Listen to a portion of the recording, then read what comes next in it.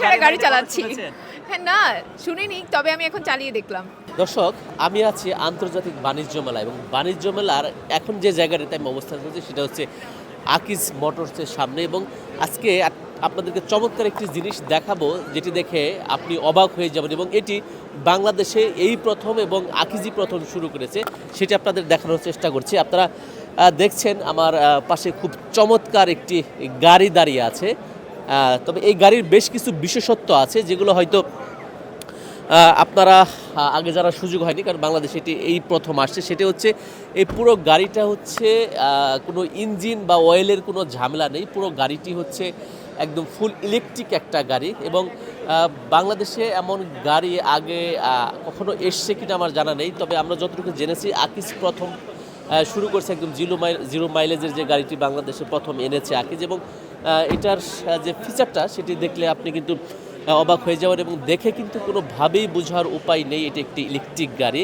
এবং আকিজ এই গাড়িটি শুরু করেছে ফুল ইলেকট্রিক, এবং এতে কিন্তু দেখেন নর্মালি পিছনে দুটি সিট এবং ড্রাইভারের সিট এবং পাশে একটি সিট রয়েছে। এবং আরেকটি মজার ব্যাপার হচ্ছে আমরা সবসময় জানি গাড়ি ব্যবহার করলে আসলে একটু বেশি খরচ হয়, অয়েল খরচ বা আদার্স খরচ, কিন্তু এই গাড়িটির একটি বিশেষত্ব হচ্ছে আপনি মোটরসাইকেল ব্যবহার করলে যে খরচ তার চাইতেও কম খরচ।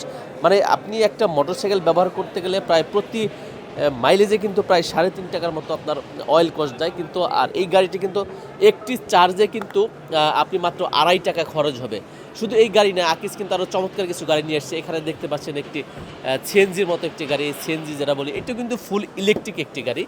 সো বাংলাদেশে কিন্তু ইলেকট্রিক গাড়ির প্রচুর চাহিদা আছে, কিন্তু এইভাবে আসলে কোনো কোম্পানি এখন পর্যন্ত আনতে পারেনি, আকিজই প্রথম।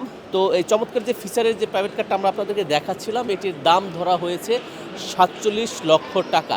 আপনি যদি এই গাড়িটি ক্রয় করতে চান আপনাকে অগ্রিম অর্ডার দিতে হবে, দেন হচ্ছে একটা নির্দিষ্ট সময়ের মধ্যে আপনাকে ডেলিভারি করা হবে। আমি অ্যাকচুয়ালি ফিউচারে জাপান যাব, যার জন্য ড্রাইভিং শেখা।